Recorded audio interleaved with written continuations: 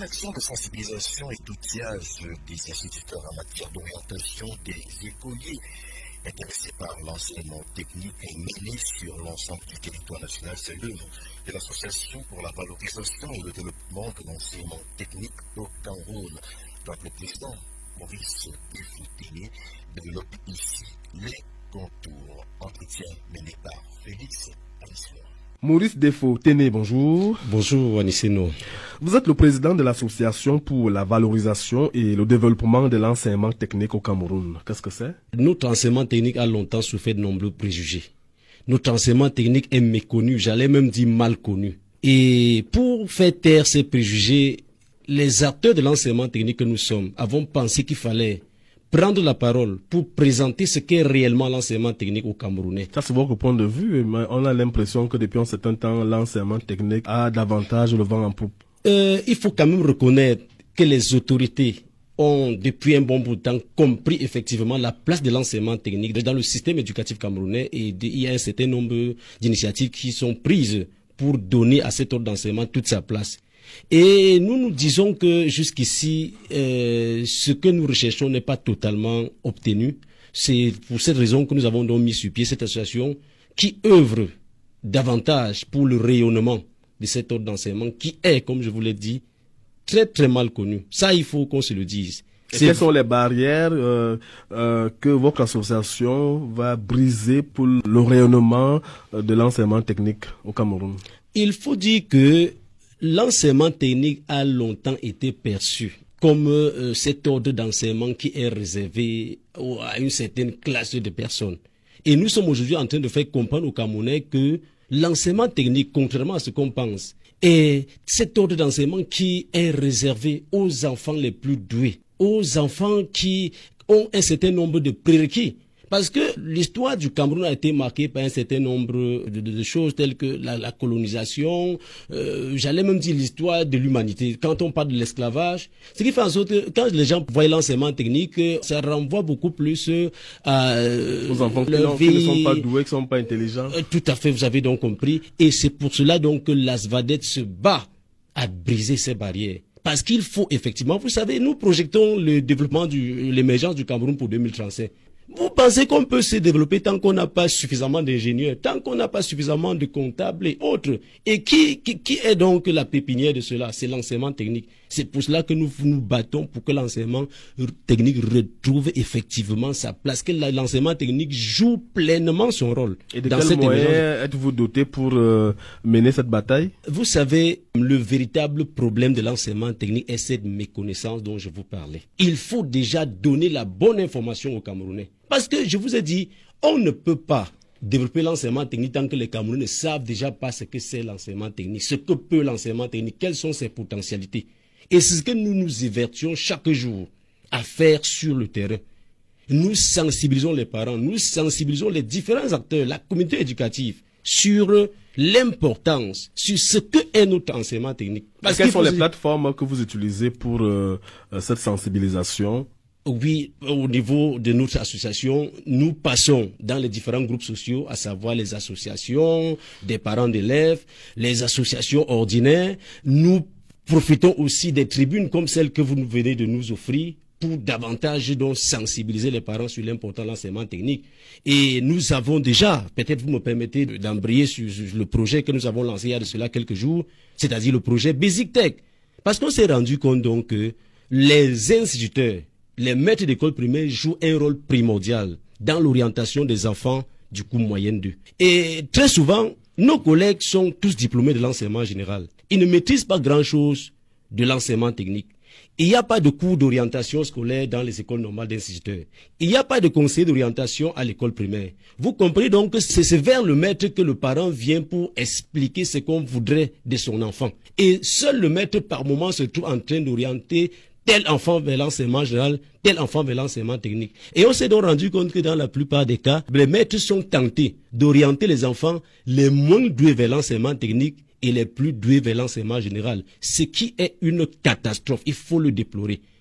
C'est que c'est pas le qui veut avoir un diplôme de l'enseignement technique, mais c'est le qui peut. Tout à fait. Et je pense que même, vous allez voir que ce taux d'échec élevé aux examens de l'enseignement technique. Je veux dire, la cause de cela, c'est généralement cette mauvaise casting qui est fait à la base. Parce que les Camerounais continuent d'envoyer les enfants les moins doués vers l'enseignement technique, croyant que l'enseignement technique est une mince affaire. Parce que dans la conscience collective, on s'est toujours dit que l'enseignement technique, c'est-à-dire l'enfant va arriver au CETIC, il passe toute la journée à élever des murs ou à scier les morceaux de bois. Pourtant, il s'agit des études d'ingénierie.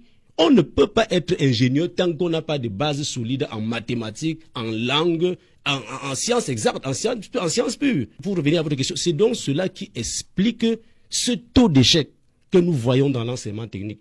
Parce que quand on nous envoie, excusez le terme, les cancres, nous disposons de quels moyens pour les transformer. Et c'est pour cela donc que notre association se bat à ce que cet état des choses soit totalement renversé. Vraiment que les parents comprennent que pour que l'enfant fasse l'enseignement technique, il y a un certain nombre, il y a un minimum de conditions que les enfants devraient remplir. Vous êtes enseignant dans un CETIC dans le département des Bamboutos, région de l'Ouest. J'imagine que le siège de l'association se trouve également là-bas. Comment le déploiement se fait pour que votre plaidoyer soit pris en compte auprès du public? Le siège de l'association est basé dans la MIFI, à Bafoussam, c'est-à-dire dans le chef-lieu de la région de l'Ouest. Et c'est une association à vocation nationale, c'est-à-dire qui couvre tout le pays. Donc nous agissons, nous avons des représentations régionales dans toutes les régions du Cameroun. Et depuis que l'association a été mise en place, quels sont les échos qui vous parviennent sur le terrain? Est-ce que le message porte des fruits? Je puis vous dire, franchement, nous recevons chaque jour des messages d'encouragement, sinon on aurait abandonné. L'association a vu le jour. Les messages d'encouragement ne suffisent pas, il faut passer de la parole à l'acte. L'association a vu le jour en 2020. Nous avons au jour d'aujourd'hui mené un certain nombre d'activités. Comme quoi? Nous avons par exemple élaboré un document pour solliciter une réforme des écoles normales des études de l'enseignement technique. Et par rapport à cet événement, les plus hautes autorités du ministère de l'enseignement secondaire nous ont fait appel. Nous avons été reçus par monsieur le secrétaire d'État à l'enseignement normal. Et je vous assure, il nous a écoutés, il a été émerveillé par le travail que nous avons abattu. Et il nous a promis que quelque chose sera fait, qu'il va se battre afin que nos propositions soient prises en compte dans le projet qui est celui de la réforme des ENIET. Et toujours dans le même sillage, il nous a invités au conseil de direction commun, des écoles normales d'instituteurs, au cours duquel nous avons davantage donc essayé d'expliquer le bien fondé de cette réforme. Et il y a cette opération Basic Tech que nous avons lancée. Depuis le 7, nous passons dans les écoles, nous distribuons des guides pédagogiques d'orientation à tous les maîtres d'école primaire. Nous dotons les bibliothèques de chaque école primaire des documents qui vont leur permettre d'identifier cet élève qui peut être orienté vers l'enseignement technique.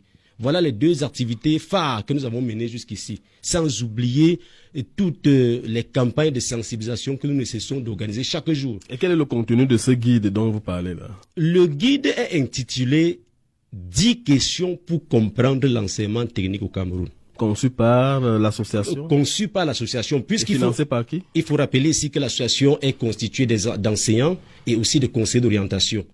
Et aujourd'hui, nous nous battons avec nos maigres ressources. Nous avons réalisé cela avec nos financements propres.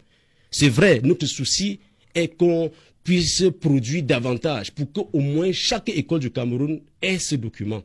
C'est d'ailleurs le lieu pour nous ici de solliciter les âmes de bonne volonté qui peuvent nous accompagner dans ce projet.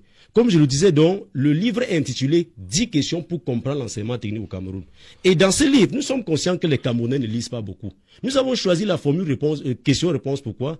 Parce que nous voulons répondre directement aux préoccupations des Camerounais. Qui peut faire l'enseignement technique? On répond à la question. Comment choisir un bon établissement pour son élève? On répond à la question. Et quelles sont les filières ouvertes au Cameroun? Quels sont les débouchés de ces filières?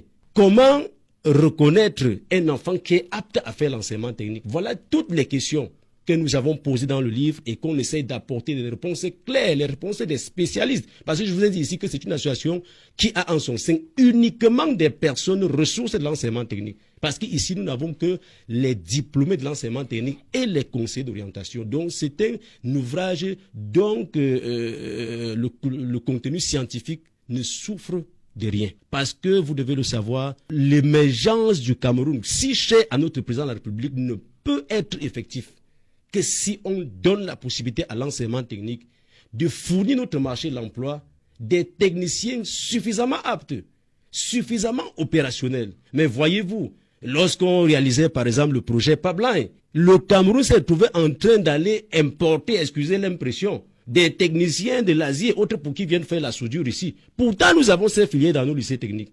Mais combien de parents comprennent cela? Donc, nous sommes en train de faire un travail, nous accompagnons le ministère des enseignements secondaires dans cette politique de professionnalisation des enseignements qui est en cours. Vous prétendez organiser des séances de formation à travers le projet Basic Tech. Ça se passera comment? Par ce projet Basic Tech, nous nous rendons dans des établissements scolaires. Nous tenons une séance de travail avec les maîtres. On essaie de leur donner des outils qui leur permettront d'identifier les élèves qui peuvent être orientés vers l'enseignement technique. Et comme on le dit si bien, les paroles s'envolent, les écrits restent.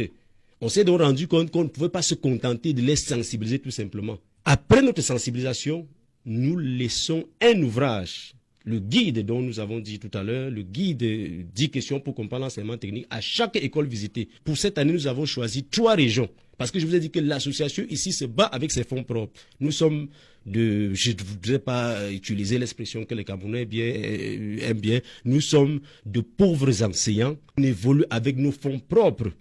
Donc, pour cette année, nous avons choisi de travailler dans les régions du centre, de l'ouest et du littoral.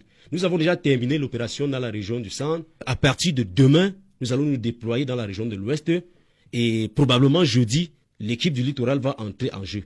C'est une opération qui doit s'étendre dans toutes les autres régions, mais on ne peut effectivement rendre cela opérationnel qu'à travers les appuis que nous pourrions recevoir. Vraiment, nous appelons ici tous les âmes de bonne volonté, notamment les collectivités territoriales décentralisées. Parce que dans un contexte de décentralisation, il faut aussi comprendre que les responsables communaux peuvent nous appuyer dans ce projet. Parce que le taux de chômage que connaît le Cameroun aujourd'hui est beaucoup plus expliqué par, cette politique qu'on a jusqu'ici appliquée, c'est-à-dire la non-professionnalisation des enseignements. Heureusement quelque chose est en train d'être fait, mais il faut davantage se tourner vers l'enseignement technique. Tout le monde ne peut pas faire l'enseignement technique, mais il y a un travail à faire. Et c'est ce travail que la SVADER est donc en train de mener sur le terrain. Vous allez davantage vous faire voir lors des journées portes ouvertes de l'enseignement technique qui se déroulent à travers l'étendue du territoire. Tout à fait. Vous savez, c'est le prétexte même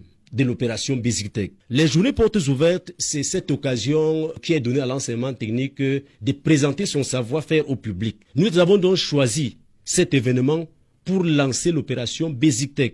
Donc, en prélude à cet événement, nous avons choisi de distribuer ces ouvrages aux écoles. Et lors des journées portes ouvertes, effectivement, le 31 et le 1er avril, nous allons aussi nous déployer sur différents sites pour davantage sensibiliser les Camerounais sur l'importance de l'enseignement technique.